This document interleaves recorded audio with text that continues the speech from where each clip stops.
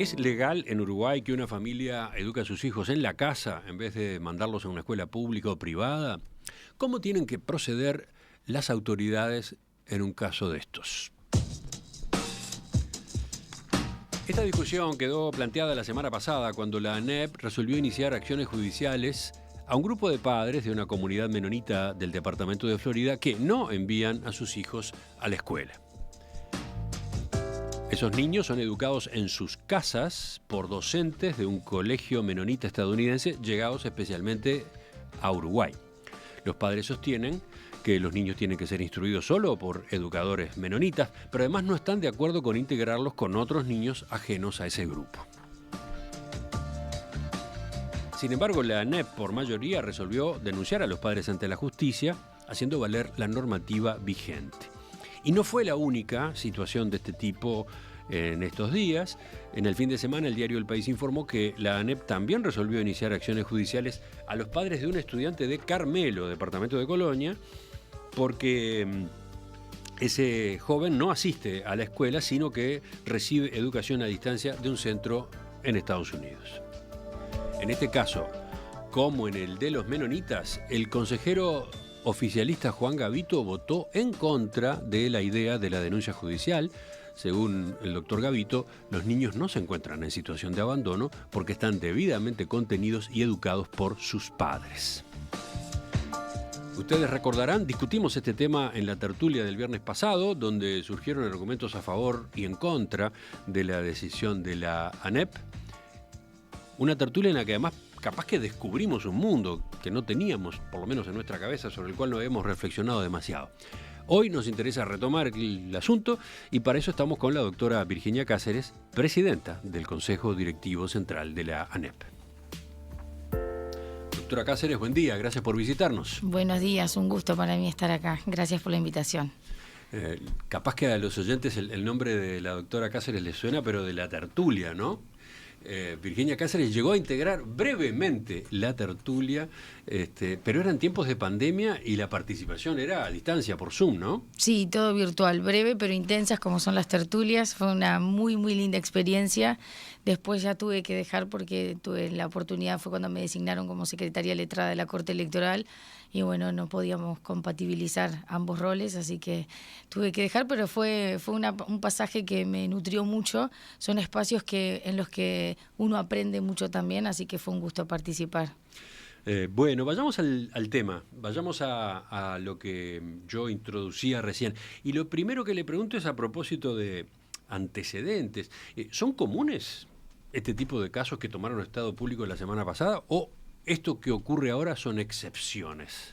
No son comunes, por lo menos en el recuerdo que teníamos en la discusión, de situaciones de comunidades, hablar de una comunidad que estuviera en esta situación.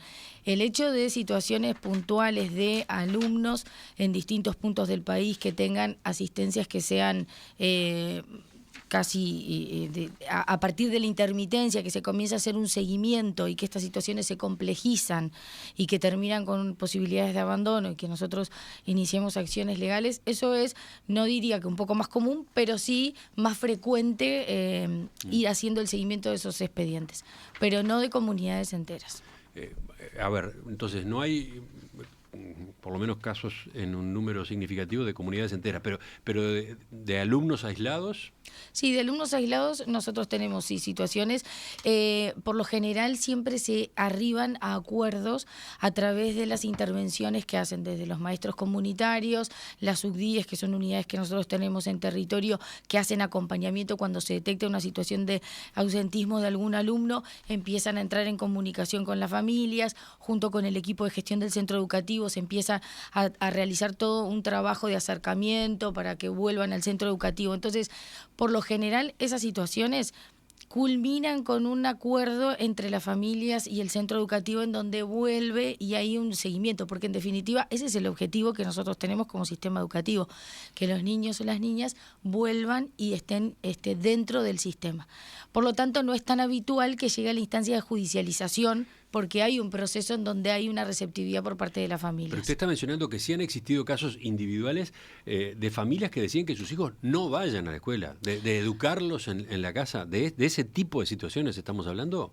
Bueno, de ese tipo, inclusive estuvimos en la misma sesión en donde trabajamos, abordamos este tema, abordamos una de idénticas características. El caso de Carmelo. Exacto. Pero mi pregunta es antes, no sé, el año pasado, el otro, ¿qué realidad había en esta materia? La mayoría de los casos no tiene que ver con una decisión de la familia de que la escolarización sea en su casa, sino situaciones de que intermitencias por infinidad y muy variadas situaciones de cada una de las partes. El caso de Florida, entonces, a su vez es particular porque hay una comunidad de por medio. Es particular porque hay una comunidad de por medio y es particular porque está atravesada por una cuestión religiosa. Entonces eso también hace que sea más difícil su abordaje y su tratamiento. Todo eso hace que sea una situación fuera de lo común y compleja. Agrego yo que en Uruguay hay otras comunidades menonitas y en ellas ha habido otras actitudes a la hora de resolver cómo se educan los niños, ¿no? Sí, nosotros tomamos conocimiento de que existían otras comunidades. Bueno, de hecho hay varios colegios privados que responden que son menonitas, pero inclusive el maestro comunitario que intervino en toda esta situación se puso en contacto con otra directora de otra escuela, de otro departamento, en donde a esa escuela concurren estudiantes de comunidades menonitas para consultarle cómo había sido el proceso y bueno, nos han dicho que ha sido un proceso absolutamente natural, de integración y demás, sin ningún tipo de problema. O sea que estamos frente, además de toda esa complejidad, a una comunidad que por lo que podemos percibir es bastante ortodoxa en sus creencias. Bueno, y entonces para examinar este caso y para decidir los pasos que se han ido adoptando, ¿qué normativa tomó en cuenta la ANEP? Sobre todo para la decisión de judicializar, que es lo último que se ha resuelto. Sí. Bueno, lo primero que nosotros nos planteamos es lo siguiente. Hay dos discusiones que todo esto ha generado, ¿no? Pero nosotros representamos al Estado desde la ANEP y en base a esa representación que tenemos, nos paramos sobre un conjunto, la mayoría del Consejo, sobre un conjunto de normas, principios y valores que tienen que ser vistos en su conjunto, sobre los cuales se sostiene nuestro sistema educativo y sobre los cuales hay un acuerdo hasta ahora firme sobre cuáles son esos acuerdos, esos principios, esos valores. Por lo tanto, nosotros nos basamos, por supuesto, que en la Constitución, que establece que la educación es obligatoria, pero además en un conjunto de normas que vienen por detrás, que son, por supuesto, la Ley General de Educación, que allí tiene desde el artículo 1, que establece que la educación es un derecho humano fundamental, hasta el artículo 75, que establece que es responsabilidad como uno de los deberes de los padres o referentes adultos, asegurar la concurrencia de sus hijos o sus responsables a los centros educativos, el Código de la Niñez y la Adolescencia, que establece que es responsabilidad también de los padres asegurar la concurrencia asidua a un centro educativo, la Convención de los Derechos del Niño y de los Adolescentes, que nuestro país ha ratificado y que forma parte. Hay un conjunto de normas que cuando uno las analiza desde la mirada y de la perspectiva de la protección y de los niños y niñas como sujetos de derecho y no como objetos de derecho. Entonces, ese conjunto de normas hacen que nosotros tomemos la decisión de judicializar. ¿Por qué ponía el énfasis en cómo considerar a los niños? Bueno, porque nuestro país nuestro país, no el mundo, pasó por un cambio de paradigma. Si nosotros analizamos nuestra Constitución de la República, la Constitución fue elaborada bajo otro paradigma, que es el paradigma de los niños y niñas como objetos de derecho. A partir de la sanción y de la ratificación por Uruguay de la Convención de los Derechos de los Niños, hay un cambio de paradigma, que eso implicó no solamente la actualización de algunas de las normas que nosotros teníamos en nuestro régimen, como por ejemplo la sanción del Código de la Niñez y la Adolescencia, sino además analizar y visualizar esas normas en base a ese nuevo paradigma de los niños como sujetos de derechos. Entonces ahí empiezan también a oponerse y tenemos que, desde el punto de vista jurídico, ¿no?, sopesar cuál de esos derechos pesa más, y es el derecho de los padres de decidir o de tomar determinadas decisiones sobre la vida de sus hijos y el derecho de los niños y niñas como sujetos de derechos. Pero a ver, vayamos por partes. Se ha esgrimido la Constitución, se ha esgrimido leyes. Vuelvo a la discusión que tuvimos el viernes pasado en la tertulia. Artículo 68 de la Constitución. Dice, queda garantida la libertad de enseñanza. La ley reglamentará la intervención del Estado al solo objeto de mantener la higiene, la moralidad, la seguridad y el orden públicos. Y luego dice, última frase, todo padre o tutor tiene derecho a elegir para la enseñanza de sus hijos o pupilos los maestros o instituciones que desee. Así es. Acá no está dicho que los alumnos deban ir a instituciones del Estado o autorizadas por el Estado. Al revés, puede interpretarse, todo padre o tutor tiene derecho a elegir para la enseñanza de sus hijos o pupilos los maestros o instituciones que desee, y que estos padres están eligiendo los maestros que desean, estos maestros que les dan clases particulares, digamos, clases en la casa, en la comunidad. El artículo 68 no dice eso porque el artículo 68 regula la libertad de cátedra. Es un artículo que el constituyente lo que quiso es garantizar que nuestro Estado no tuviera el monopolio de la educación y que por lo tanto solamente se pudiera reglamentar a través de la ley en algunos aspectos para garantizar justamente la libertad de enseñanza. Y el segundo inciso, que no hay que analizarlo, digamos, suelto, sino en el contexto de lo que el artículo quiere decir, viene a reafirmar el concepto de que los padres y los tutores tienen el derecho de elegir qué tipo de educación le quieren dar a sus hijos. Y nosotros podríamos pensar, por ejemplo, que ese tipo de educación, esa elección está asociada, por ejemplo, a educaciones que tengan que ver con lo religioso, que el Estado debe garantizarle a los padres la posibilidad de que sus hijos vayan a estudiar, reciban una enseñanza que se asocie a sus principios religiosos, cosa que el Estado uruguayo hace.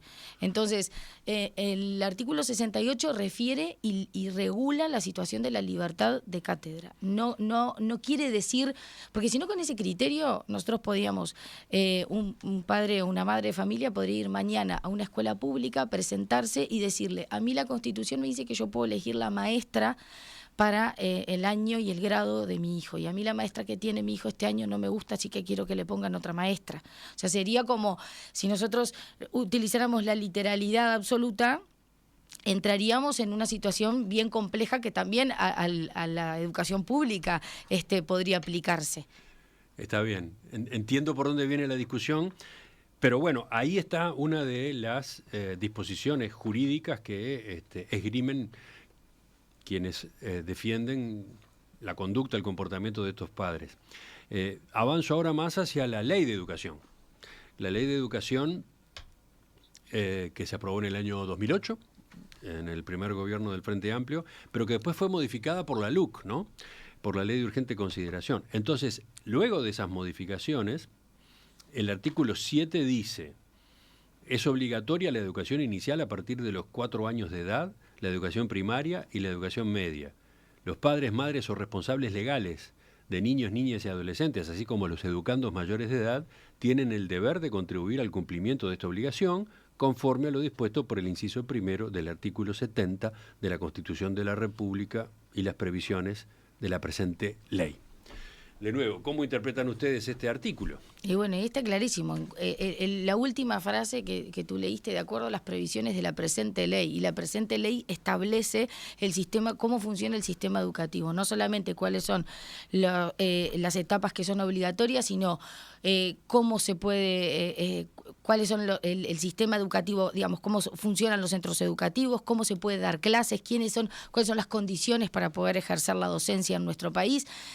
Hay que mirar el conjunto de las normas y no la norma o el artículo por sí mismo, y creo que eso sumado, y a mí me parece importante hacer hincapié en esto porque las normas por supuesto son pasibles de interpretación y de integración, depende además de la mirada que uno, desde el lugar que uno se pare para integrar e interpretar esas normas. Y hay un conjunto de principios y valores que nuestro sistema educativo tiene desde siempre que también sirven para interpretar estas normas. La obligatoriedad de la educación es un principio estructurante de nuestro sistema educativo y creo que no puede estar ajena esa mirada cuando uno analiza e interpreta las normas. Sí, pero justamente lo que parece que se discute es si esa obligatoriedad implica ir a una escuela pública o una escuela privada habilitada, si no hay otras alternativas. Y entre otras cosas, esta discusión se alimenta porque este mismo artículo 7 de la Ley de Educación que yo leía recién, en la LUC fue modificado y se le quitó un párrafo que justamente introducía la obligación de ir a las instituciones establecidas, ¿no? Se le quitó un párrafo que decía: los padres, madres o responsables legales de niños, niñas y adolescentes tienen la obligación de inscribirlos en un centro de enseñanza y observar su asistencia y aprendizaje. Esto decía la ley votada en 2008. La LUC lo sacó y por lo tanto se interpreta, dicen los abogados de estas familias, que no existe legalmente la obligación de inscribirlos en un centro de enseñanza, ¿no?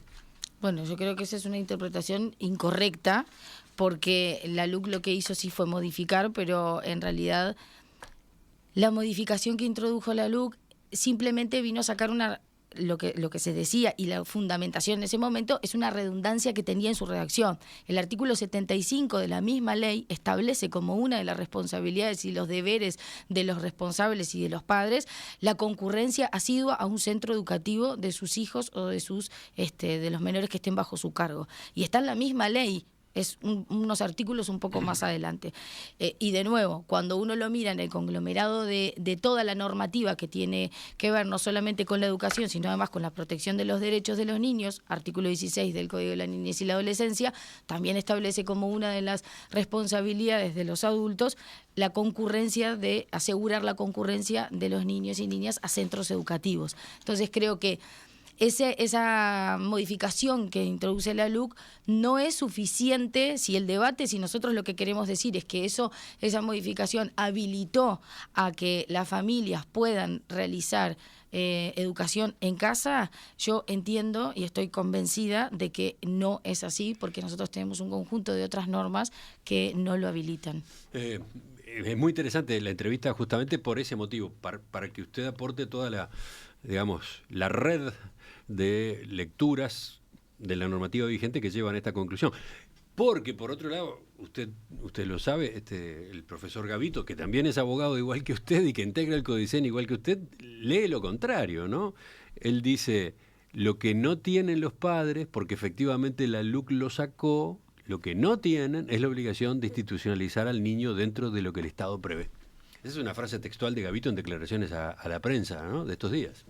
Sí, y no comparto esa posición con el consejero, al cual por supuesto respeto, no solamente personalmente, sino además desde su intelectualidad, pero lo conversábamos un poco antes de empezar, esas las maravillas que tiene también el derecho, que aparentemente parecería que es una rama de las ciencias sociales tan dura, y sin embargo habilita siempre, y seguramente habrán otras interpretaciones con distintas miradas. Yo repito, creo que la interpretación de la reforma que introdujo la LUC no es suficiente en el marco legal general que tenemos, y sobre todo en los principios y valores sobre los que se sostiene nuestro sistema educativo, no es suficiente para poder habilitar. Vamos a suponer que nosotros como país iniciáramos la discusión y definiéramos efectivamente que estamos dispuestos a atravesar la experiencia de que los niños y las niñas puedan aprender en sus hogares. Deberíamos emitir una ley, una norma que habilitara y regulara cómo tendría que ser el procedimiento del homeschooling, porque en algún momento esos niños tendrán que acreditar esos aprendizajes para poder seguir avanzando dentro del sistema educativo, porque si no vamos a tener niños que nunca van a poder ingresar a la universidad aquí, si no regulamos y reglamentamos cómo validarían esos conocimientos. Por lo tanto... Pero justamente el profesor Gavito ha mencionado, tenemos mecanismos de acreditación para que personas que nunca estuvieron en el sistema, tanto en primaria como en ciclo básico, puedan acreditar ese tramo. Nosotros tenemos criterios de validación que están efectivamente regulados en la norma, que establece cuándo, cómo y de qué manera, y que no están pensados... porque no están pensados para estudiantes que han recibido educación en casa, sino que están pensados para estudiantes que por alguna razón se han desvinculado del sistema educativo y que hoy pasado la edad cronológica en la cual deberían haber estado insertos en un grado o en un ciclo educativo, están teniendo la posibilidad de acreditar los conocimientos. Eso lo hacemos para la educación primaria, es un criterio, es una prueba que tiene muchísima, por supuesto que se aplica en otros lugares, pero fundamentalmente se aplica mucho en el sistema carcelario. Las maestras de primaria, a través de la Dirección de Jóvenes y Adultos que tenemos en el CODICEN, son quienes concurren a los centros de reclusión y allí aprueban, presentan la prueba para que apliquen y acrediten la primaria. Y después tenemos una prueba que es más reciente, que se acredita hasta en ese momento ciclo básico, ahora EBI, últimos años del EBI, que es para acreditar séptimo, octavo y noveno, que también es para mayores de 18 años, está pensado para personas que por distintas razones no han podido finalizar sus ciclos educativos en la edad cronológica que lo deseaban. Y le agrego otro argumento que se manejó en la tertulia del viernes. Uruguay tiene una historia de homeschooling o de enseñanza en el hogar. Y hay ejemplos notorios. Adela Reta. Un oyente hacía notar que Adela Reta, la más ballista de las ballistas, fue educada en su casa. Por maestros franceses. Y otro oyente aportaba el caso de Horacio Casinelli Muñoz, ¿no? Una eminencia del derecho en nuestro país. Y efectivamente después en el fin de semana, a través de un correo electrónico, eso quedaba confirmado por la viuda de Casinelli. Horacio no fue a primaria, recién fue al liceo público. Las hermanas de su padre le enseñaron, dado que una era maestra, otra directora de escuela y la tercera profesora de matemáticas. O sea que hay historia, hay casos, algunos muy célebres, de educación en la casa. Entonces... Sí. Bueno, de nuevo, sin hablar de casos en particular, porque no quiero meterme en eso, pero... Estamos hablando de una época en donde el paradigma era otro y los niños y las niñas eran objetos de derecho y no sujetos de derecho. Y hoy el sistema educativo es mucho más que ir a aprender una materia o un área de conocimiento. Hoy el sistema educativo es socializador, eso nadie lo puede discutir, pero además es protección. Nosotros vivimos en un país, entre otras cosas, en donde el índice más grande de violencia hacia niños, niñas y adolescentes se da dentro de sus casas, por referentes adultos. El sistema educativo es un gran catalizador de esas situaciones. ¿Debería hacerlo? Esa es otra discusión. Seguramente haya muchas personas que digan no es el rol del sistema educativo, pero es lo que el sistema educativo también hace. Entonces, no solamente ir a la escuela tiene que ver con aprender. Seguramente existan familias en nuestro país que por su nivel adquisitivo, económico o cultural puedan pagarle instituciones extranjeras o hasta docentes extranjeros a sus hijos que desde el punto de vista académico sean sobresalientes, pero ir a la escuela no es solamente eso. Y además, nosotros como Estado tenemos la obligación de garantizar que todos los niños, sin importar el sistema o el enclave social o económico en el que estén insertos, eso no los limite para poder tener una vida mejor. Y si nosotros permitimos o dejamos al libre albedrío y a la libre libertad de que depende del lugar o de la situación económica que tú tengas, cuál va a ser la educación que vas a tener, y bueno, creo que ahí, de nuevo, ¿no? Volvemos para atrás y tenemos que empezar a debatir qué tipo de país queremos, ¿no? Obviamente, entonces, usted no comparte otro de los razonamientos del profesor Gavito. No puede decirse que estos niños estén en situación de abandono, porque están debidamente contenidos y educados por sus padres. No comparto que se equipare a una situación como si los padres se hubieran desentendido y hubieran privado el derecho de educación a los hijos. Se lo están dando a su modo, en uso de una libertad constitucional, dice Gavito. La libertad constitucional claramente no lo comparto. Nosotros desde la ANEP lo que entendemos es que puede haber la posibilidad de una vulneración de un derecho y ese es el procedimiento que se va a iniciar. De nuevo, el artículo 2 de la Ley General de Educación establece que la educación es un bien público y social y que tiene como objetivo la socialización, pero además el desarrollo psíquico, moral, ético de los niños y las niñas. Pensar Por supuesto que acá esto no tiene que ver con no respetar las decisiones que tienen que ver con lo religioso o con las creencias religiosas que pueden tener las comunidades, las distintas personas. Por supuesto que eso lo respetamos. De hecho, nuestro sistema educativo es laico y se garantiza que todos los estudiantes profesen la religión que profese puedan expresarlo libremente, porque de eso se trata la laicidad. Ahora, lo que nosotros como Estado debemos garantizar es que esas creencias religiosas no terminen limitando o vulnerando la posibilidad de un desarrollo integral de los niños. Como parte de esta discusión jurídico-filosófica que queda planteada, y que yo estoy tratando de reconstruir acá, planteándole preguntas a usted, doctora Cáceres, me quedo y subrayo algo que usted dijo al pasar. El homeschooling o aceptar una práctica de homeschooling como esta implicaría para los alumnos la imposibilidad de continuar después la educación en los niveles superiores. En principio eso es así hoy, o sea, no hay forma. Alguien que se formó en su casa, alguien que tuvo maestros, profesores en su casa, después no puede hacer, si hizo escuela de esa manera, no puede hacer liceo, etcétera. Bien, le pongo el ejemplo. Nosotros tenemos la ordenanza 14, que es la ordenanza que regula la habilitación de los colegios privados, tanto habilitados como autorizados. Nosotros en nuestro país tenemos dos tipos de colegios privados. Los habilitados son aquellos que cumplen con todas las normativas, esto es, se adecúan a nuestros planes, programas del sistema educativo, y después tenemos los autorizados que no cumplen con nuestros planes y programas. Ellos pueden tener otro tipo de currícula.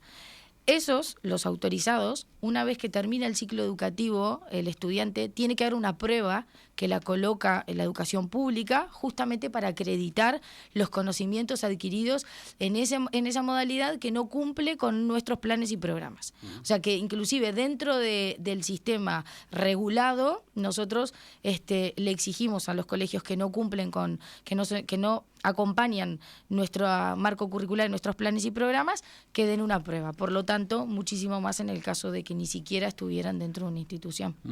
No hay previsto un mecanismo para aquellos alumnos que toman sus clases con docentes en su casa. No, porque el mecanismo que establece la ordenanza 14 es en el marco de un colegio autorizado, y después están las pruebas de acreditación, como yo comentaba, pero que tienen condiciones que obligan a que la persona que da la prueba esté por encima de la edad cronológica del grado que quiera acreditar.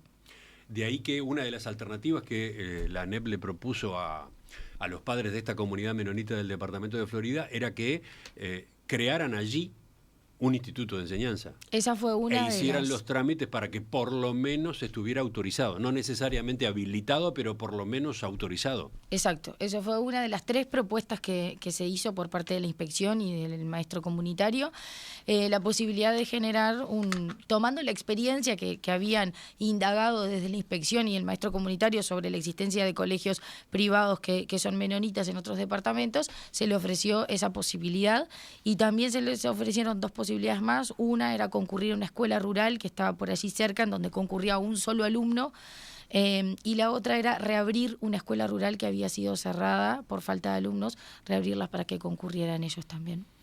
¿Ninguna de esas 2 alternativas fueron aceptadas? Ninguna de las 3 alternativas fueron aceptadas. Enseguida retomamos la entrevista con la doctora Virginia Cáceres, presidenta del Consejo Directivo Central de la ANEP, la Administración Nacional de Educación Pública. Ahora me interesa averiguar, en la medida que se da el paso de la judicialización, ¿qué implica esto? ¿Qué implica en términos prácticos? ¿Es legal en Uruguay que una familia decida educar a sus hijos en la casa en vez de mandarlos a una escuela pública o privada? Hoy, en la entrevista central, estamos poniendo el foco en esa discusión que quedó planteada la semana pasada, cuando la ANEP resolvió iniciar acciones judiciales a un grupo de padres de una comunidad menonita del departamento de Florida que no envían a sus hijos a la escuela, sino que los educan con docentes de esa comunidad llegados desde Estados Unidos. De todos modos, la decisión generó controversia dentro del propio CODICEN, porque uno de los consejeros del oficialismo, Juan Gavito, votó en contra, argumentando que los niños no se encuentran en situación de abandono porque están debidamente contenidos y educados por sus padres. Bueno, sobre lo que ocurrió en esas reuniones del CODICEN, sobre los antecedentes y sobre qué viene ahora, es que entrevistamos a la doctora Virginia Cáceres, presidenta del Consejo Directivo Central de la ANEP. Es interesante esto que ha quedado planteado dentro del Consejo, ¿no? Con esta división. ¿El paso de la judicialización se resuelve de qué manera? ¿Con qué votación? 4-1. O sea... los dos consejeros docentes, la consejera Dora Graciano, yo a favor y el consejero Gavito en contra. Esto lo digo porque fue público y el consejero así lo planteó, porque si no, no correspondería estar contando cómo se dan las votaciones, pero como el consejero decidió manifestar su posición, por eso lo digo. No, lo destaco porque es un corte raro en las votaciones del CODICEN, ¿no? Es un corte raro. Que usted, más la consejera que viene de Cabildo Abierto, voten junto con los dos representantes de los docentes y quede en minoría un consejero del Partido Nacional, ¿no? Uh-huh. No voy a decir que siempre pasan estas cosas, pero no es tan extraño que en algunos temas... No es la inmensa mayoría de las veces, pero nos sucede en algunos temas que quedan como los pesos y los contrapesos quedan de una manera que tal vez no es la esperada. Eso pasa más a menudo de lo que uno creyera en el Consejo. Entonces, usted lo señalaba hace un rato, lo ha dicho en declaraciones a la prensa, el homeschooling, ¿no? La educación en casa, no es algo que esté amparado por la normativa en Uruguay. Ahora, ¿por ese motivo hay que ir a la judicialización? ¿El camino, la salida es presentar una denuncia en la justicia? El camino de la judicialización es porque como nosotros nos paramos desde el lugar de que el homeschooling no está habilitado, los niños deben concurrir a un centro educativo. Si no concurren a un centro educativo, se está vulnerando un derecho y ese es el procedimiento que se inicia. Es un procedimiento que establece el Código de la Niñez y la Adolescencia en su artículo 117, que es ante la posibilidad de la vulneración o desprotección de un derecho, se pone en conocimiento a la justicia. El objetivo del proceso es de restitución, esto es, de devolver o de proteger el derecho vulnerado. Por lo tanto, una de las acciones, que es lo que nosotros le vamos a solicitar a la justicia, es que los niños sean inscriptos en un centro educativo. Y ese es el objeto del proceso. Pero ¿cómo se tramita esto? ¿Cómo se lleva a la práctica? Si las familias se mantienen en la negativa, ¿cómo se logra el resultado que la ANEP busca? ¿Con la intervención de la policía? ¿La policía llevando a los niños a la escuela? ¿Cómo es?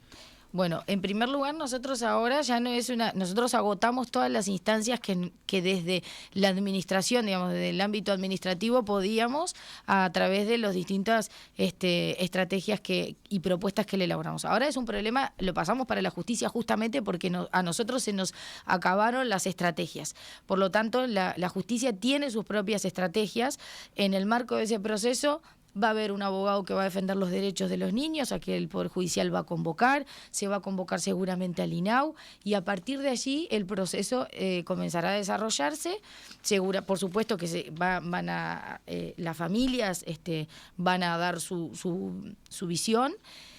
Y bueno, y deberemos ir viendo cómo va avanzando esto con la intervención de distintos actores que empiezan a sumarse ahora junto con la ANEP, pero en donde la ANEP se corre hacia un costado, digamos, y el foco principal está puesto en las estrategias que pueda desplegar el Poder Judicial y otras instituciones del Estado, como por ejemplo el INAU, para, convencer o acompañar la inclusión de esos niños al sistema educativo. ¿No faltó un paso antes de presentar la denuncia en la justicia? Se lo pregunto de nuevo, invocando al consejero Gavito, porque él discrepó con el fondo de la denuncia, pero también con la forma. Él decía, desde el punto de vista del procedimiento, no se puede iniciar acciones judiciales sin antes dar vista a la otra parte para que pueda presentar sus descargos. Nosotros discutimos eso en el Consejo. De hecho, la primera vez que ingresó el expediente, nosotros decidimos postergar su tratamiento, primero para estudiarlo un poco más y segundo porque le pedimos a la dirección de primaria que a través del maestro comunitario de la inspección nos trajera una actualización de un informe digamos, bien reciente. La vista previa siempre es importante, nosotros en el Consejo siempre es como una regla que tenemos. La vista previa, el objetivo de la vista previa es notificar a la parte interesada sobre cuáles serán las acciones que van a seguir.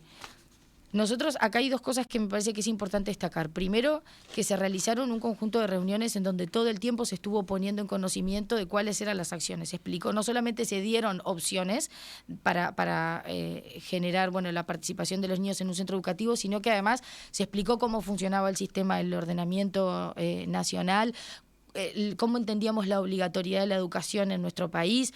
En cada una de las instancias no solamente se trató de negociar, sino que se puso en conocimiento. ¿Dónde fue eso? ¿Fue en Florida mismo? Fue en Florida mismo, en algunas instancias se llevaron en la inspección departamental y en algunas ocasiones el maestro comunitario concurrió a la comunidad.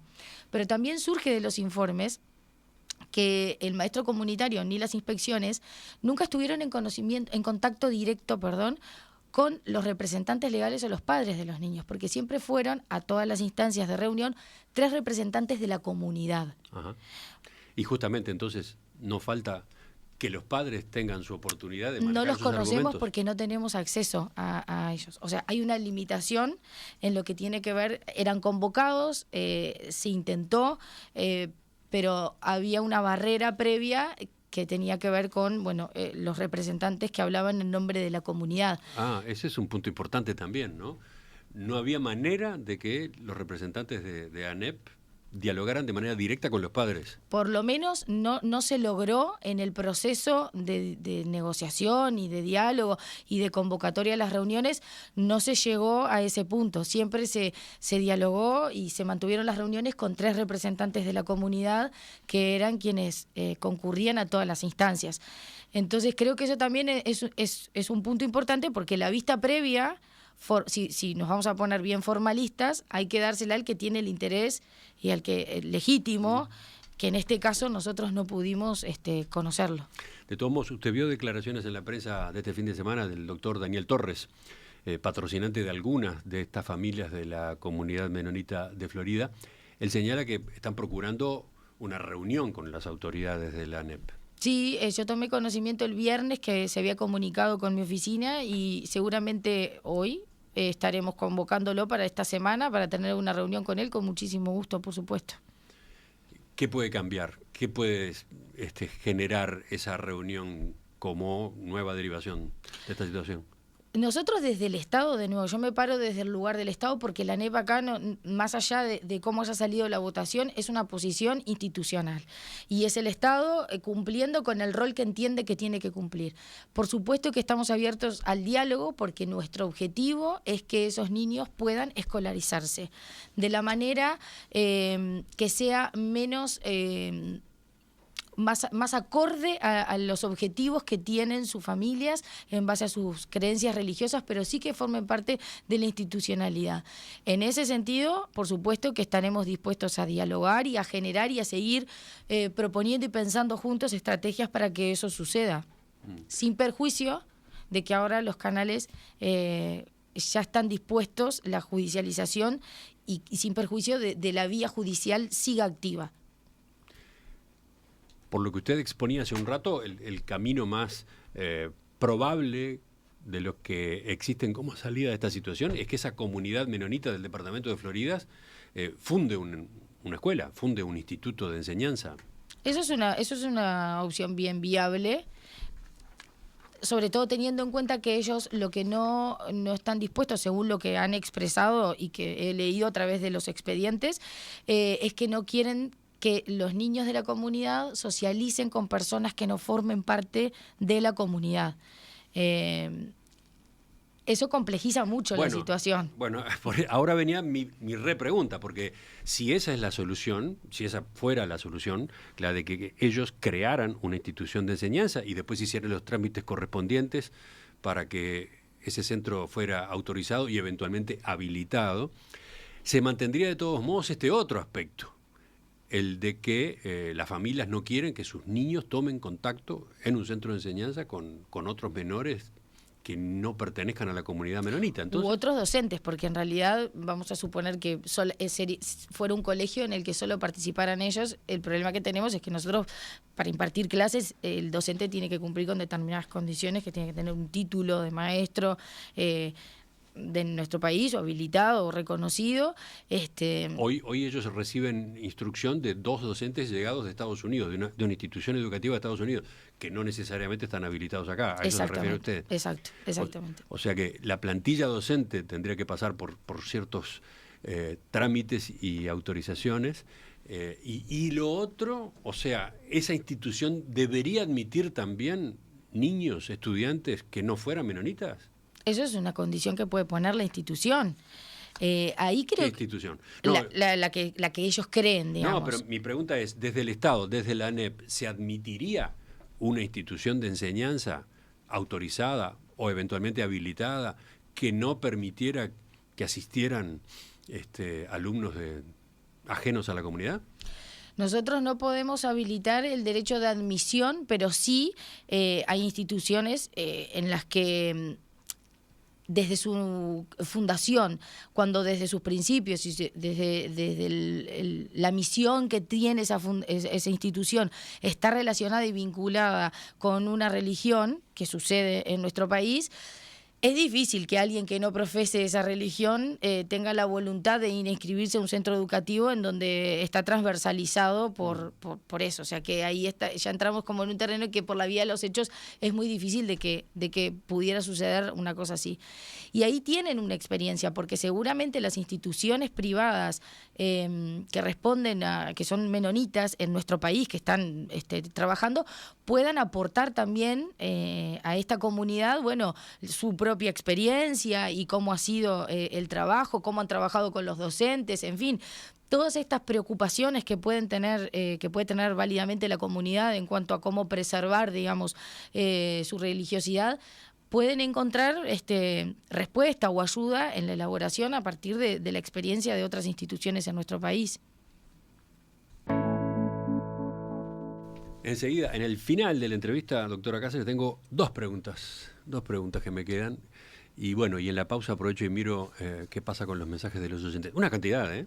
Una cantidad. Un tema que despierta pasiones. Resulta que es una cuestión apasionante, sobre todo creo que para muchas de las personas que lo están siguiendo, un asunto, entre comillas, nuevo, ¿no? Un asunto que no tenían en la cabeza, un asunto sobre el cual no se habían planteado esta reflexión. Llegamos al final de la entrevista esta mañana con la doctora Virginia Cáceres, presidenta de la ANEP. Yo decía, me quedaban 2 preguntas, en realidad son una cantidad, pero elijo 2, 3. A ver, la primera, ustedes resolvieron en el Codicen iniciar acciones judiciales a este grupo de padres de la comunidad menonita del departamento de Florida que no envían a sus hijos a la escuela. Hace un rato yo le preguntaba cómo se ejecuta, cómo se lleva a la práctica un fallo que obligue a esas familias a efectivamente mandar a sus niños a una escuela pública o a una escuela privada habilitada. Pero está la otra hipótesis. ¿Qué pasa si la justicia avala la conducta de estos padres? Bueno, llegado ese momento, tendremos que discutir realmente, no solamente ahí como sistema educativo, sino con una mirada más amplia, creo que reformar las normas, porque implica una reforma de normas. Yo me sigo insistiendo en lo mismo, porque nosotros no tenemos en nuestro país una normativa que avale esta situación. Bueno, justamente, ese era otro punto que aparecía en la tertulia del viernes pasado. Esta discusión, este caso, no llama la atención sobre un vacío o sobre una confusión normativa. ¿No es necesario regular de manera nítida el homeschooling, la educación en casa? Bueno, desde mi perspectiva, no, yo no quiero regularlo porque yo no estoy de acuerdo con el homeschooling. Y ahí sí hablo desde una mirada ya no institucional, más allá de la decisión que se tomó, sino en el otro debate, en el otro nivel, que hoy comentábamos al principio de estos dos niveles de discusión. Desde mi punto de vista personal, creo que el país no debería transitar hacia ese camino, y en el caso de que fuéramos a reglamentar, a regular o a escribir en una norma algo, debería ser directamente la prohibición. Ese es mi punto de vista. Desde su punto de vista, lo que está haciendo falta en todo caso es una norma que diga claramente, que diga nítidamente que el homeschooling no está permitido en Uruguay. Yo no la considero necesaria porque entiendo que en el conjunto de las normas está claro, pero si existieran dudas o esto empezara a generar la necesidad por parte de la sociedad de aclararlo para evitarnos, ¿no?, situaciones constantes de esta naturaleza, entonces sí habrá que reformar la ley. Y para terminar, le hago otra pregunta que surgió el viernes en la tertulia, que está lateralmente vinculada con esto, a partir del artículo 68 de la Constitución, que en su último inciso dice: todo padre o tutor tiene derecho a elegir para la enseñanza de sus hijos o pupilos los maestros o instituciones que desee. En este caso era el doctor Alejandro Aval que sostenía que este derecho hoy en Uruguay no existe. Hoy no existe en la práctica, porque en todo caso pueden ejercerlo aquellas familias de buen poder adquisitivo que, por ejemplo, quieren que sus hijos vayan a una cierta institución católica privada o protestante privada o de otra religión privada y pueden pagar por ello. Pero que eso no es factible para una familia de escasos recursos que tenga esa misma intención, que tenga ese mismo deseo. Señalaba que esto solamente se cumpliría si en Uruguay existiera una especie de FONASA de la educación. Algo parecido a lo que ocurre con el sistema mutual, donde la familia elige dónde se atiende, ya sea en el sistema público o en el sistema privado, y hay un aporte de un organismo estatal que permite pagar esa cuota o buena parte de esa cuota. ¿Qué responde usted sobre este otro debate? Eso es otro debate en sí mismo, ¿no? Ese argumento parte de la premisa de que el sistema educativo privado es mejor que el público, premisa que yo no comparto. Entonces, eso para empezar. Creo que la elección también incluye al público. Yo como familia puedo elegir, mi decisión puede ser que vaya a una escuela pública y a la escuela pública que está yendo. Pero él se planteaba el caso de que la familia quiera que sus hijos vayan a una institución religiosa, por ejemplo. El Estado no suministra, no provee instituciones religiosas. Pero entonces lo que tenemos que discutir es la laicidad y no un FONASA de la educación. No tiene que ver con si es público o es privado, sino lo que están poniendo sobre debate es sobre si el sistema educativo público debe continuar siendo laico o no, que por supuesto, sin ningún tipo de dudas, sostendré que sí, que debe seguir siendo laico. Y de nuevo volvemos al principio de la entrevista. No solamente las normas son las que constituyen el sistema educativo, sino que además hay un conjunto de principios y valores sobre los que nuestro sistema educativo se formó y se conformó, que aparentemente todos estábamos de acuerdo y había un consenso bien claro y bien firme sobre cuál era el sistema y esos principios y valores que lo sostenían. Aparentemente hay algunas discusiones y algunos debates que mostrarían que estamos dispuestos a reabrir esos debates y bueno, será interesante como país, pero sí con la transparencia sobre qué es lo que estamos debatiendo, que me parece que eso es bien importante para saber hacia dónde queremos ir. Por hoy le agradezco a la doctora Virginia Cáceres, presidenta del Consejo Directivo Central de la ANEP, su presencia en Perspectiva. Un placer realmente para mí, gracias.